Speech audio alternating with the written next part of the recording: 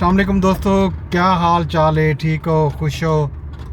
राजधानी दी कहानी शाम दा वेला वापसी की तैयारी ते नाल नाल तो को अपडेट भी करे सां ते वापसी दा सफ़र भी करे हैं।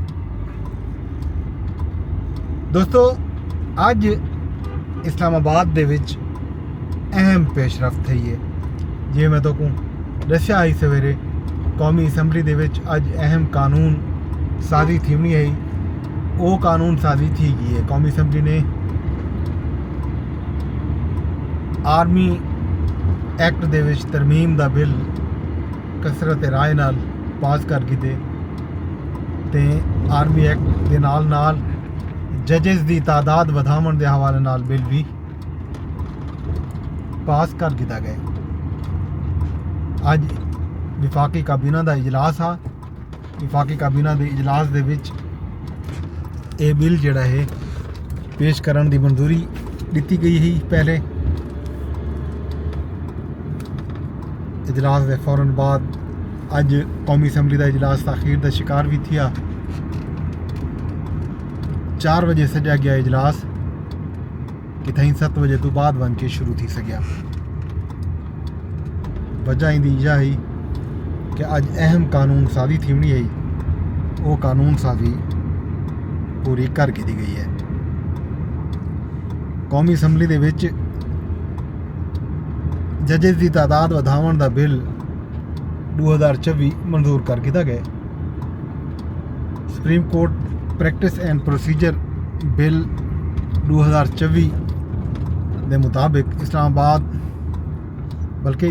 हाई कोर्ट एक्ट तरमीमी बिल 2024 भी कौमी असैंबली मंजूर थी गया। इस्लामाबाद हाई कोर्ट जजां की तादाद 9 तो वधा के 12 की गई सी अते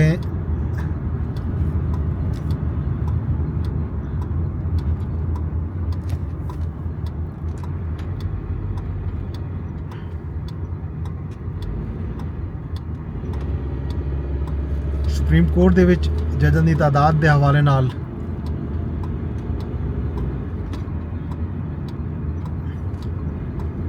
जिहड़ी तरमीम आई है उन्हें मुताबिक सुप्रीम कोर्ट जजां की तादाद 17 तो वधा के 34 कर दी हुई थी। मतलब सुप्रीम कोर्ट जजां की तादाद 2 गुना थी हुई सी इन बिल की मंजूरी तो बाद। जाहिर है 26वीं आईनी तरमीम के बाद ये अहम कानून साजी है। ये कानून साजी इन गल की वेंदी पई है कि 26वीं आईनी तरमीम दे विच सुप्रीम कोर्ट के अंदर पहले गाल चलती पई है जो आईनी अदालत बनाई वजे जेडे आइन के हवाले नाल आइन की तशरीह के हवाले नाल जेडे मुकदमात हैं वो सुप्रीम कोर्ट के रेगूलर बेंचेस की बजाय आइनी बेंच जेड़ा है वो सुनन। कल अहम तरीन डी है supreme judicial commission of Pakistan का इजलास भी कल सजा गए। उन तो पहले कौमी असैंबली के विचों ये जी अहम कानून साजी है उनका पास थीवन सिग्नीफिकेंट है। इनकी अहमियत मुसलम है अपनी जहाँ उत्ते। नाल ही आर्मी एक्ट के जिहड़ा तरमीम की गई है वो भी इंतहाई अहम है। इन तरमीम के तहत सर्विसेज चीफ की मुद्दत मुलाजमत 3 साल तो वधा के 5 साल कर दी गई है। हुण आर्मी चीफ, एयर चीफ ते नेवल चीफ जिहड़े हैं उन्हां दी मुद्दत मुलाजमत 5 साल वध गई है। ये अहम तरीन कानून साजी हुकूमत अज ही खबर आई है कुछ देर पहले शाम दे वेले कि हुकूमत ने ये अहम कानून साजी करने का फैसला किया। राय नाल खबर चलवाया गया ते नाल ही ये भी दसाया गया जो सुप्रीम अपना काबीना ने अहम कानून साजी की मंजूरी भी दी है। ते खबरों के ऐन मुताबिक कौमी असैंबली का इजलास थिया तो यह बिल पेश थे तो कसरत राय नाल मंजूर भी कर दिए गए। अहम तरीन कानून साजी जड़ा है सामने आ गई है।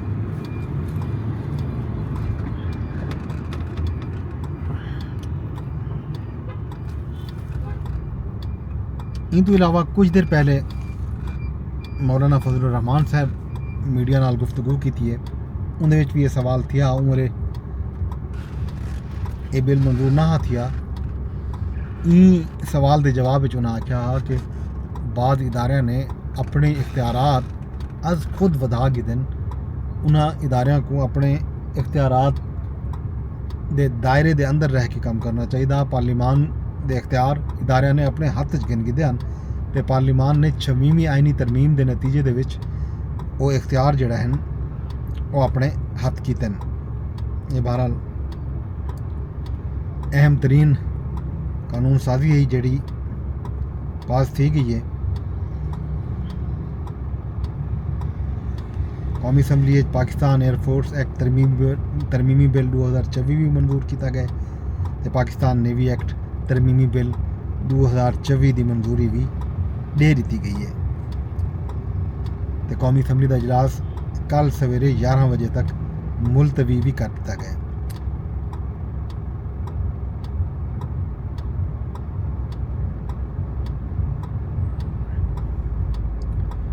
उन्नीस सौ 97 का जोड़ा इंसदाद दहशतगर्दी एक्ट है उहदे तरमीम दी खबरां जिहड़ियां हन वो भी आईयां पियां। मौलाना फजलुर रहमान ने ई तरह की तरामीम को मुस्तरद किए तो उन्होंने आखे कि जमहूरीत दे विच ये सभी तरामीम की गुंजाइश नहीं बनती।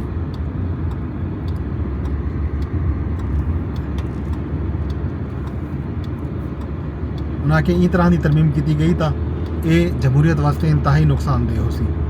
नून लीग ते पीपल पार्टी ऐसा एक्ट पास करावन वेंदे पैन जिंदे नतीजे दे विच जमहूरीत का भला ना थी सी भल नुकसान थी सी। इंसदाद दहशतगर्दी बिल 26वीं आईनी तरमीम की भी नफी हो सी। उन्होंने खबरदार किए कि हुकूमत इंसदाद दहशतगर्दी एक्ट 1997 के जी तरमीम कर वेंदी पई है उन्हें तो बाज आ वने।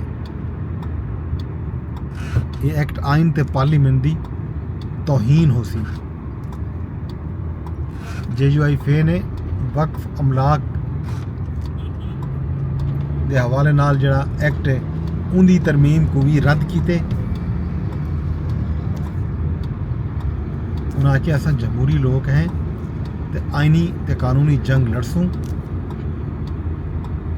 उन्हें आखे जड़ा एक्ट इतना सारी कौमी असैम्बली पास करन वेंदी पई, सारी पार्लीमान पास करन वेंदी पई, बिल्कुल इहो समा एक्ट भारत दे विच भी खिनाया वेंदा पे।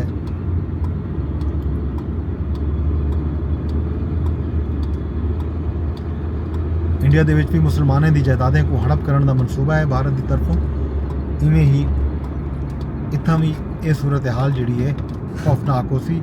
असा कोर्ट च बन के ये तरमीम थी तो उसको चैलेंज करे सूँ। उन्हें कि असा आवाम दे विच भी बेदारी पैदा करे सूँ तो लोगों को दसे सूँ कि ये तरामीम कितनी खौफनाक हैं।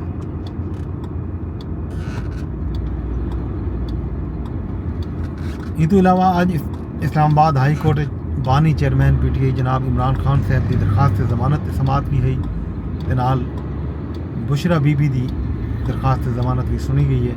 मुख्तलिफ मुकदमात दे विच बुशरा बीबी ने अज अदालत दे विच अज जिहड़ी डिस्ट्रिक्ट कोर्ट है उहदे भी पेश थे तो उत्थां अपने दरखास्त से जमानत दे विच खुद भी कटहरे च बन के गाल मुहार की थी, दलाइल लेवन की कोशिश की थी।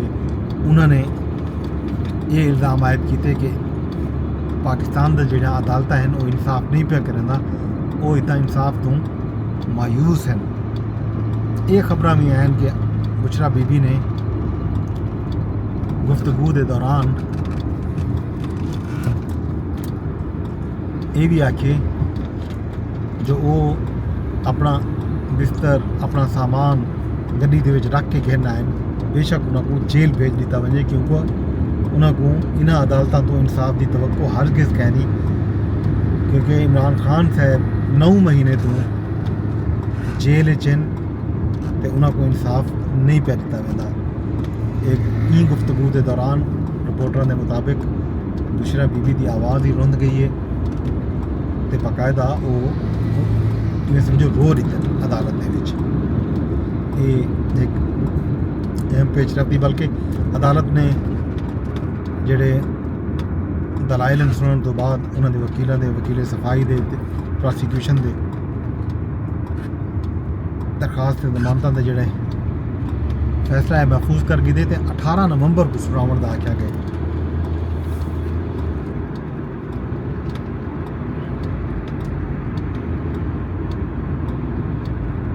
तो अलावा वज़ीर आला पंजाब मरियम नवाज के हवाले नाल भी खबर है कि उन्होंने तबीयत नासाज थी है।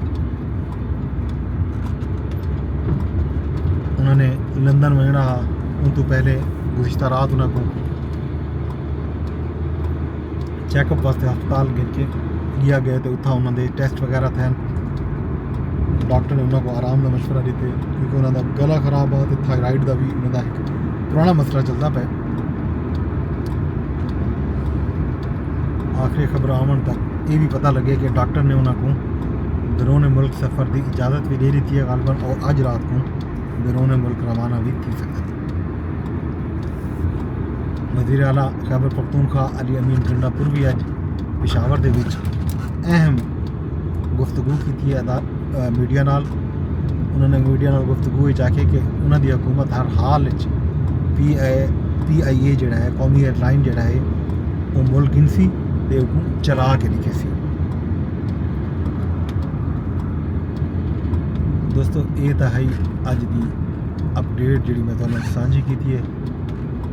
मज़ीद खबर गिन के कल हाजिर थी सा। कल तक मैं कोई इजाज़त दो तो नाल अरदास हुआ है कि मेरा ये व्लॉग तुसा अगर फेसबुक पे सुनते पे हो तो इसको लाइक करो, कमेंट करो, तो इसको शेयर भी लाजमी करो। एक्स ते डिठे तो रीपोस्ट करो, कमेंट करो, लाइक करो। अगर तो यूट्यूब से तुसा मेरा ये व्लॉग सुनते पे हो तो अरदास यह है कि तुसा मेरा ये व्लॉग जोड़ा है इसको लाइक करो तो इन्होंने कमेंट भी लाजमी किया करो, क्योंकि इन करन नाल रीच इजाफा थी। मेरा चैनल भी सब्सक्राइब कर गिनो, हाली तक सब्सक्राइब नहीं किया, पोस्ट को शेयर लाजमी करना है। कल तक अपने होस्ट अपने दोस्त गुजरफर अब्बास को इजाज़त दो। रब सुन दे हवाला।